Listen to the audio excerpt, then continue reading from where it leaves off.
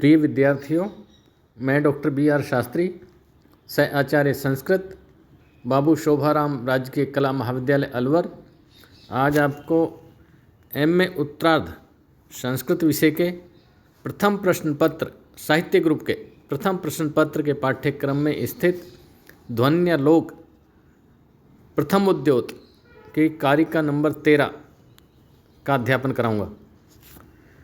अब तक जिस हम ध्वनि के विषय में पढ़ रहे थे, उस ध्वनि के संबंध में ही यह श्लोक कहा गया है।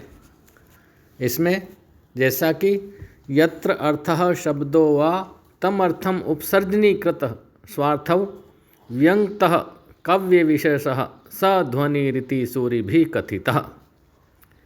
इसमें कहा गया है कि जहाँ अर्थ अपने को और शब्द अपने अर्थ को, यत्र अर्थे शब्दो वा तम अर्थम उपसर्जनीकृत स्वार्थौ, जहाँ अर्थ अपने को और शब्द अपने अर्थ को गुणीभूत करके उस प्रतिमान अर्थ को व्यक्त करते हैं, उस ध्वनि अर्थ को व्यक्त करते हैं, उस विशेष काव्य को विद्वान लोग ध्वनि इस प्रकार से कहते हैं।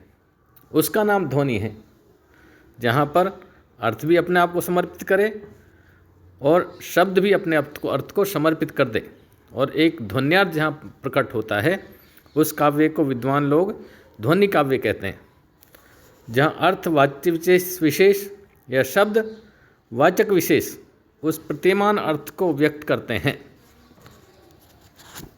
वही विशेष काव्य ध्वनि है, उसी को ध्वनि कहते हैं, उस काव्य को ही।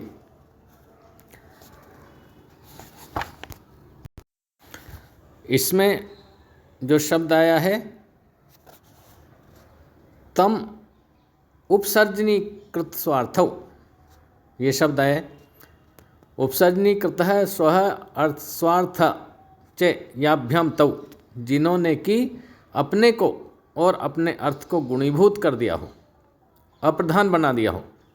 भाव है कि अर्थ अपने स्वयं को गुणीभूत करता है और शब्द अपने अर्थ को गुणीभूत करता है। जिस काव्य में वाच्य अर्थ की अपेक्षा व्यंग्य अर्थ अधिक चमत्कारी होता है, वहाँ वाच्यार्थ अनुपयुक्त प्रतीत होता है, और जो व्यंग्यार्थ आता है वही सटीक प्रतीत होता है। व्यंग्यार्थ को जो विद्वान लोग, काव्यज्ञ जो लोग हैं, वो व्यंग्यार्थ को समझ करके उसका आस्वादन करते हैं। जिस काव्य में वाच्य अर्थ की अपेक्षा व्यंग्य अर्थ अधिक चमत्कारी होता है, वह ध्वनि काव्य होता है। ध्वनि काव्य का लक्षण प्रस्तुत करते हुए मम्मट ने भी कहा है, आचार्य मम्मट ने काव्य प्रकाश में जो ध्वनि काव्य का लक्षण कहा है, वो इदम उत्तमम अतिशयिनी व्यंग्ये वाच्या ध्वनि बुधई कथिता। ये आचार्य मम्मट के द्वारा दिया हुआ लक्षण है उत्तम काव्य का, कि काव्य में जब वाच्य अर्थ की अपेक्षा उत्तमम अतिशयिनी व्यंग्य, जब व्यंग्यार्थ अधिक बड़ा हुआ हो, व्यंग्यार्थ अधिक उपयुक्त प्रतीत हो रहा हो, का अधिक चमत्कार होता है व्यंग्यार्थ का जहाँ वाच्यार्थ की अपेक्षा, तो इसको उत्तम काव्य कहते हैं। तथा विद्वानों द्वारा ये ध्वनि काव्य कहा जाता है। आचार्य मम्मट ने भी कहा है, जो उत्तम काव्य है उसी को विद्वान लोग ध्वनि काव्य कहते हैं, उसी का नाम ध्वनि काव्य है। उपसर्जनीकृत करते हैं। ध्वनि के इस लक्षण में यह भी कहा गया है कि अर्थ अपने को या शब्द अपने अर्थ को उपसर्जनी करते हैं। इससे स्पष्ट है कि व्यंग्य की प्रतीति शब्द और अर्थ दोनों से होती है। जो व्यंग्यार्थ आ रहा है उसमें शब्द और अर्थ दोनों अपने को उपसर्जनीकृत करते हैं, इसलिए वहाँ ध्वनि काव्य शब्द और अर्थ से ध्वनि की प्रतीति होती है। इस दृष्टि से ध्वनि को शब्दामूल और अर्थ शक्ति मूल, इन दो वर्गों में विभक्त कर सकते हैं। कौन सी ध्वनि शब्द शक्ति मूल है और कौन सी अर्थ शक्ति मूल है, इसका निश्चय अन्वय व्यतिरेक से किया जा सकता है। यदि किसी विशेष शब्द को हटा देने से व्यंग्य अर्थ की प्रतीति न हो, यदि उस शब्द को हटा दिया तो वहाँ व्यंग्यार्थ नहीं आए, तो उस शब्द को रखने से ही व्यंग्यार्थ आता है, तो वह शब्द शक्ति मूल ध्वनि है, अन्यथा अर्थ शक्ति मूल है। यदि शब्द को हटा दो फिर भी ध्वन्यार्थ आ रहा है, तो फिर अर्थ शक्ति मूल ध्वनि है। इसमें शब्द था व्यंग्यतः, ये शब्द आया है इस कारिका में। जो व्यंग्यतः द्विवचन है, इस पर आपत्ति की जाती है कि ये शब्द या अर्थ इन दोनों में से कोई एक ही व्यंग्य अर्थ का व्यंजक है, जैसे कि कारिका के वा पद से प्रकट हो है। तो यहाँ द्विवचन क्यों, कि द्विवचन क्यों रखा गया? व्यनक्ति इस प्रकार एक वचन ही होना चाहिए। यहाँ इस द्विवचन द्वारा ध्वनिकार ये कहना चाहते हैं कि यद्यपि शब्द से या अर्थ से व्यंग्य अर्थ की अभिव्यक्ति होती है, तथापि शब्द को व्यंग्य अर्थ की अभिव्यंजना के लिए अर्थ की तथा अर्थ को व्यंग्य अर्थ की अभिव्यंजना के लिए शब्द की सहकारी रूप में अपेक्षा होती है। अतः यहाँ द्विवचन का प्रयोग है। इस कारिका का जो अन्वय होगा वह इस तरह है। यत्र अर्थः शब्दः वा उपसर्जनीकृतः स्वार्थौ तम अर्थे व्यंक्तः स काव्य विशेष सूरिभिः ध्वनि इति कथिता। इस तरह इसका अन्वय हुआ, जहाँ अर्थ और शब्द अपने आप को उपसर्जनीकृत करते हों और फिर ध्वन्यार्थ जहाँ प्रतीत होता है, वह विद्वान लोग इस ध्वन्यार्थ, इस जो प्रतीयमान अर्थ है, इसको ध्वनि कहते हैं। ऐसा इसमें कहा गया है।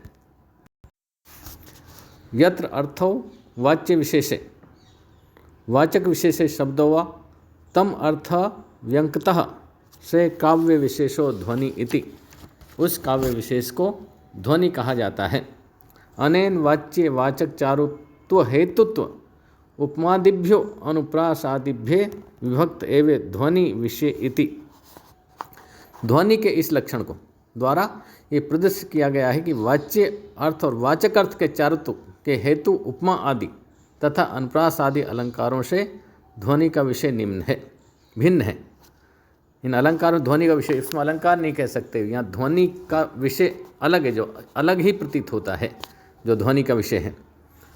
आचार्य आनंदवर्धन ने पिछले प्रकरण प्रतिपादित किया था कि वस्तु वाच्य अर्थ से प्रतीयमान अर्थ भिन्न है। वाच्यार्थ से अलग होता है प्रतीयमान, वाच्यार्थ अलग है, प्रतीयमान अर्थ अलग है। जिस काव्य में प्रतीयमान अर्थ मुख्य हो, प्रतीयमान अर्थ अलग आनंदित देने वाला हो, वो काव्य है ध्वनि काव्य है। ये कारिका व्याख्या के लिए बहुत महत्वपूर्ण है और इसकी मुख्य कारिका है, महत्वपूर्ण कारिका है। इसका इसलिए पुनः अर्थ एक बार देख लें। यत्र अर्थे शब्दो वा तम अर्थम उपसर्जनीकृतः स्वार्थौ व्यंक्ते काव्य विशेषे से ध्वनि रीति सूरिभिः कथिते। तो जहाँ पर अर्थ अपने आप को और शब्द अपने आप को गुणीभूत कर दे, उपसर्जनीकृत कर दे, समर्पित कर दे, और फिर एक प्रतीयमान अर्थ को प्रकट करे, एक ध्वन्यार्थ को प्रकट करे, तो वह ध्वनि काव्य, विद्वान उसको ध्वनि काव्य कहते हैं। उसको प्रतीयमान अर्थ जहाँ आ रहा है, उच्च श्रेणी का काव्य है और वह ध्वनि काव्य कहा जाता है।